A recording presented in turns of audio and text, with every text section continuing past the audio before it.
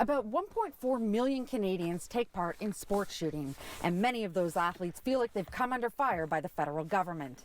I'm Cristina Howorun in Kananaskis at a range that caters to those athletes. It's where they come to shoot through obstacles, to practice their speed and increase their accuracy. But ranges like this may not exist for much longer. I was one of those people like, why do people need guns? Like, guns kill people and there's no need for them and just take them off the street. But 10 years ago, Amanda Fisher changed her mind.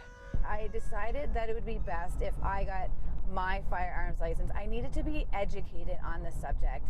I didn't have any desire to shoot. Fast forward a few years, and this champion IPSC shooter is taking us to one of her favorite ranges. I started just shooting the local, and by local I mean just Alberta, like our provincial type matches, and then I shot my first nationals in Halifax, Nova Scotia in 2016, and then I qualified for the World Championships which was held in 2022 in Thailand. Amanda didn't place, but she did rank, and the only way she'll get onto the podium is with practice.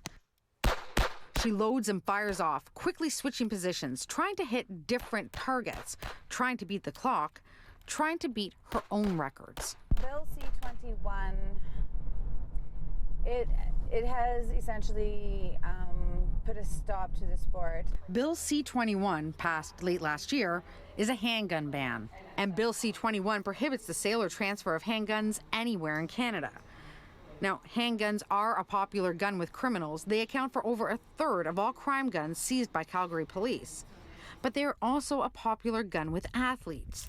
There are about 1.1 million registered handguns in Canada. Every tool breaks eventually. So once my firearm is broken, I can no longer replace my firearm. So then I'll no longer be able to shoot. Saving lives is what's at the forefront of what should be driving policy. And if this policy were going to save lives, I would say that it would be a fair trade-off. But the evidence to me, the data that I see, doesn't point to that. Noah Schwartz is a gun policy expert and political sciences professor. Will this legislation result in fewer guns being in the hands of criminals?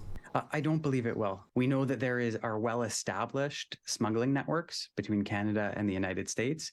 We know that in some jurisdictions as high as 80 or 90% of firearms showing up on crime scenes are coming from the United States. And that tells us that it's fairly easy to smuggle a gun. Is there a value in a handgun ban? Yes, there is. The new legislation that was passed, I believe this past December, will help law enforcement fight gun violence in Canada. How? Well, it's complicated because Bill C-21 was only passed recently, and the law enforcement community, as well as the Crown prosecutors in Canada, are still digesting it and assessing the impact on law enforcement. Do you think that a criminal is going to think twice before picking up a handgun because all of a sudden handguns are banned? No, I don't.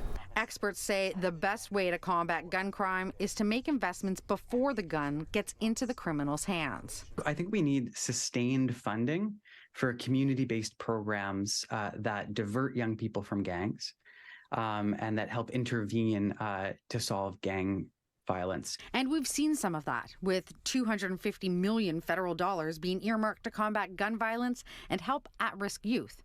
Progress, to be sure. The Conservatives voted against Bill C-21 last year, but they have not yet made a promise to repeal the handgun ban if elected in 2025.